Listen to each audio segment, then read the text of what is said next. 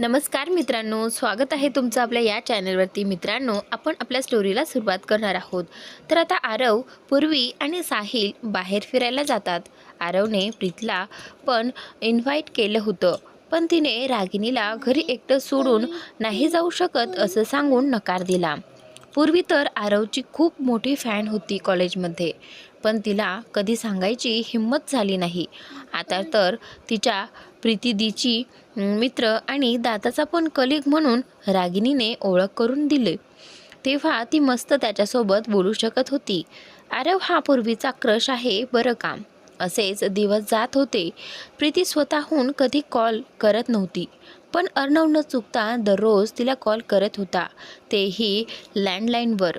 कारण त्याला माहीत होतं की ती मोबाईल उचलणार नाही. मोजकच बोलून ती फोन रागिनीला द्यायची. अर्णव ट्रेनिंग संपून येणार होता. त्याच्या आदल्या दिवशी त्याने आरवचा स्टेटस पाहिला. त्यात आरव आणि प्रीतीचे कॉफी शॉपमधले फोटो होते. खाली एका फोटोखाली त्याने कॅप्शन लिहिलं होतं, finally this girl agreed to come with me for coffee, my best buddy Preeti. Preeti मोबाईलमध्ये काहीतरी टाईप करत होती आणि लक्ष नसल्याचं पाहून आरवने गुपचूप सेल्फी काढला होता. तोच फोटो स्टेटसला ठेवला होता. त्यामुळे अर्णव आल्यापासून प्रीतीवर चिडलेला होता. त्याला जे वाटलं होतं ते खरं होतं का? 3 महिने तो इथे नव्हता म्हणून आरव आणि प्रीती जवळ आले असतील का? प्रीतीने इतक्या लवकर अर्णवला विसरलं का? वर्तमान साहिल हे सगळं ऐकून घेतो. शेवटी ऐकून त्याला खूप हसू येतं. तो जोरजोरात हसू लागतो. अर्णव चिडून म्हणतो, मी तुला एवढं सांगितलं आणि तू हसतोस काय? साहिल डोक्यावर हात मारून म्हणतो, भाई तू डोक्यावर पडलायस की काय? तुला प्रेमाची ओळख नाही का होत? आणि उद्या तिला बँकेत बोलून काय क्लिअर करणार आहेस? आरवबद्दल बोलणार आहेस का? अर्णव विचारतो. म्हणजे? साहिल हसून म्हणतो, काही नाही. अरे उद्या आरव भेटल्यावर तुला कळेलच. आता झोप आणि प्रीती वहिनीच्या स्वप्नात जाऊन आराम कर. अर्णव चिडून साहिलला आडवा पाडतो आणि त्याच्या अंगावर बसतो. नीट सांग, काहीही बोलतोस, अर्णव रागाने म्हणतो. साहिल हसून म्हणतो, थांब सांगतो, आधी खाली उतर. अर्णव बाजूला होतो. साहिल सांगतो, बरं ऐक. काही दिवसांपूर्वी आरवच्या घरचे आले होते. आरवचे पप्पा आणि आपले पप्पा एकमेकांच्या ओळखीचे निघाले. मग आपली पूर्वी आरवच्या घरच्यांना खूप आवडली. त्याच्या घरच्यांनी आरवला पूर्वीबद्दल विचारलं, पण आरवला आधी प्रीतीसोबत बोलायचं होतं म्हणून त्याने मला आणि प्रीतीला बोलावलं होतं. पण मला जायला थोडा उशीर झाला, त्यामुळे ते दोघे कॅफेमध्ये बसले होते.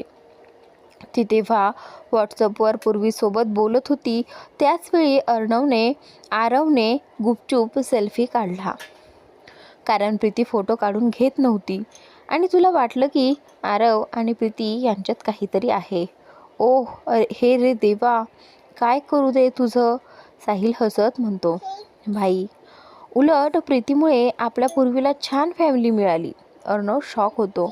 म्हणजे आरव आणि पूर्वीचं लग्न होणार? छान, मस्त मुलगा आहे तो. पण मला आता सांगताय, आधी का नाही सांगितलं? किती गैरसमज करून घेतले मी. साहिल हसत म्हणतो, भाई तुझ्याशिवाय काही होणार आहे का? तुझीच वाट बघत होतो. तू आला की पुढचं सगळं काही फायनल करायचं होतं.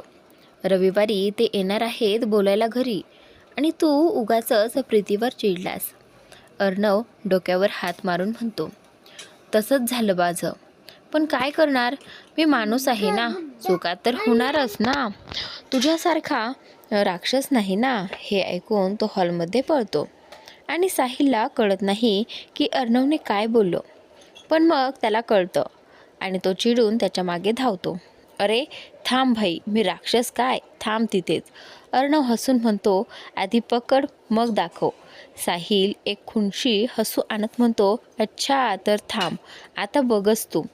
तो प्रीतीच्या रूमकडे जातो आणि मोठ्याने ओरडतो, प्रीती बाहेर ये पटकन, माझा पाय मुरगळला आहे. तो पळत येऊन सोफ्यावर पाय धरून बसतो. अर्णवला आधी कळत नाही, पण नंतर तो हसू लागतो. इथे थोडीशी मिस्टेक झाली आहे. इथे अर्णव दिलेला आहे, पण खरं तर साहिल नाटकं करत आहे. तर आता प्रीती साहिलला म्हणते, काय झालं, असं काय पाय धरून बसलायस, लागलं का काही? साहिल म्हणतो, प्रीती पाय मुरगळलाय, भाईला सांगितलं मदत कर तर मलाच म्हणतो उठ स्वतःचं कर. प्रीती म्हणते, पण तुम्ही दोघे तर रूममध्ये झोपले होते ना, बाहेर कशासाठी आलात? तर आता इकडे साहिल म्हणतो, मला पाणी हवं होतं म्हणून आलो होतो आणि पाय मुरगळला, पण ह्याला म्हटलं मदत कर तर हा नाही म्हणाला. प्रीती म्हणते, रूममध्येच पाणी होतं ना, तरी बाहेर आलास. तर आता इकडे साहिलला काय उत्तर द्यावं ते सुचत नाही. तो चिडून म्हणतो, तर आता इकडे, अगं माझ्या पायाला लागले आणि तू डिटेक्टिव्हसारखं प्रश्न काय विचारतेस? जाऊ दे, मी बघतो माझं. तसंही आता माझं कोण आहे? एक मैत्रीण होती, तीही आता परकी झाली. तो पटकन उठतो, चालत रूमकडे निघतो, मध्येच थांबतो आणि मागे वळून बघतो. प्रीती हाताची घडी घालून त्याच्याकडे बघत असते. तर आता साहिलला कळतं की त्याने चूक केली आहे. तो कान पकडतो आणि सॉरी म्हणतो. तर आता सॉरी ग, पण हा भाई मला राक्षस म्हणाला, मग मला राग आला. आणि तुला माहिती आहे का तो तुझ्यावर का चिडला होता? प्रीती आता इकडे साहिलकडे न बघता रागिणीच्या दिशेने वळते. प्रीती म्हणते, अर्णव का चिडलास तू माझ्यावर? अर्णव म्हणतो, कधी तू माझं ऐकतेस का? ह्याला फक्त बडबड करायची सवय आहे. तो तिच्याजवळ जातो, तिच्या खांद्यावर हात ठेवतो. प्रीती त्याचे दोन्ही हात खांद्यावरून काढत विचारते. प्रीती म्हणते, अर्णव खरं सांग, का चिडला होतास? तर आता अर्णवला कळतं की आता ती ऐकणार नाही. तो केसांवरून हात फिरवत म्हणतो, त्या दिवशी तुझा आणि आरवचा फोटो स्टेटसला पाहिला, मला वाटलं तुमच्यात काहीतरी सुरू आहे, सॉरी. प्रीती डोक्यावर हात मारून घेते. प्रीती म्हणते, अरे वेड्या, तो मला बहीण मानतो, काहीतरीच विचार करतोस, एकदा विचारायचं होतं ना. ती त्याला हलकं फटकते. आता अर्णवमध्येच म्हणतो, मार अजून मार त्याला, असं कुणी करतं का? तर रागिनी म्हणजेच अर्णव प्रीतीचा हात पकडत म्हणतो, प्रीती नको मारू, मला लागत नाही, खरंच सॉरी.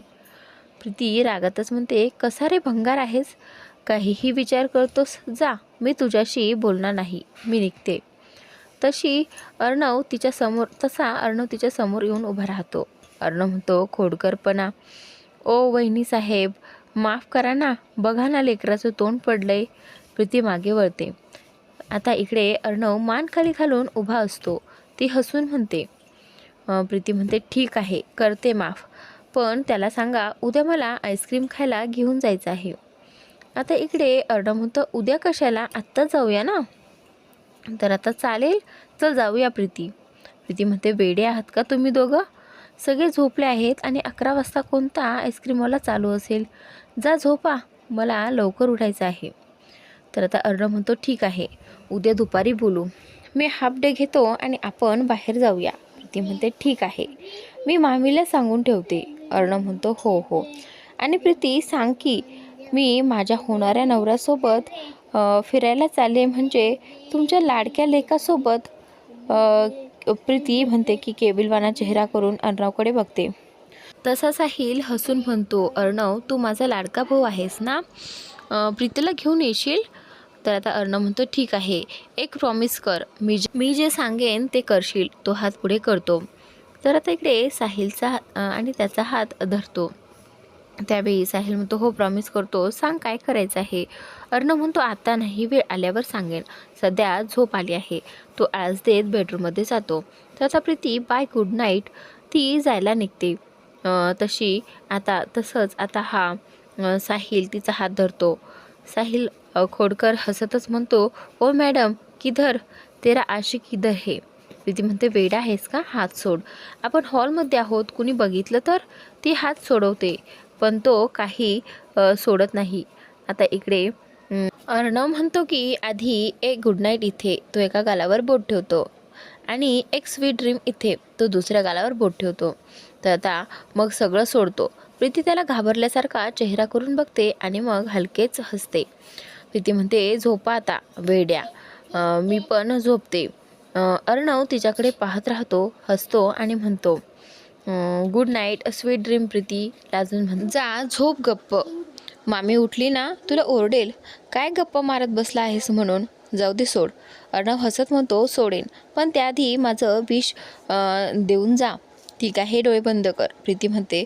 अर्णव थोडा शंका घेतो. नको तू चिटिंग करून पळून जाशील. प्रीती थोडं रागवल्यासारखं बोलते. नाही करणार चिटिंग प्रॉमिस. अर्णव लाजून म्हणतो ठीक आहे, पण हात नाही सोडणार. अर्णव डोळे बंद करतो. प्रीती हळूच त्याच्या गालावर एक हलका किस करते आणि हळूच म्हणते गुड नाईट स्वीट ड्रीम.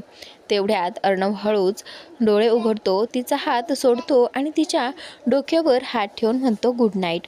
दोघंही हसत आपापल्या रूममध्ये जातात. दुसऱ्या दिवशी अर्णव बँकेत असतो.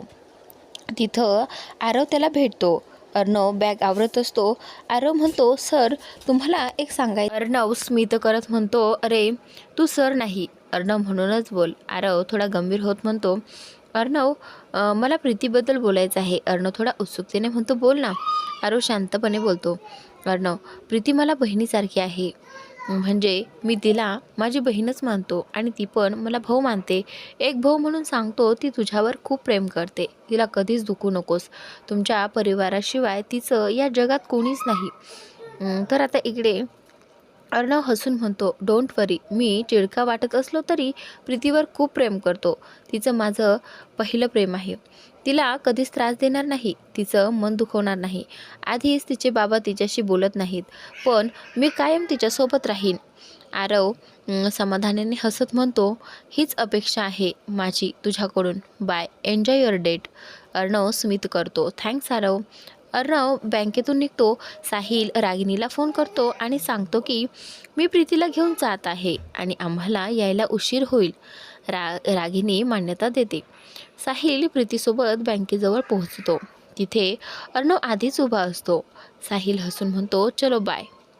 घरी जाताना एकत्र येऊ, फक्त मला कॉल कर. अर्णव हलकंसं स्मित करतो ओके बाय. साहिल निघून जातो. अर्णव प्रीतीकडे पाहत म्हणतो मॅडम कुठे जायचं फिरायला. प्रीती हलकीशी मिस्किल हसून म्हणते चंद्रावर जाऊया. अर्णव गोंधळून म्हणतो काय. प्रीती मिश्किल हसून म्हणते तू बोलवलंस ना, मग कुठेही यायला तयार आहे, फक्त तू घेऊन चल. अर्णव गालातल्या गालात हसतो आणि म्हणतो चला मग. चंद्र नको पण मरीन ड्राईव्हला जाऊया. दोघं एका टॅक्सीत बसतात. गप्पा मारत असतानाच विश्वास त्यांना बघतो. त्याचा चेहरा आश्चर्याने भरतो. तर आता आजच्या स्टोरीचा भाग इथे संपलेला आहे. पुढील स्टोरी पाहण्यासाठी चॅनलला सबस्क्राईब नक्की करा आणि अशाच नवनवीन स्टोरीज आपल्या चॅनलवरती ऐकत राहा. Thanks for watching.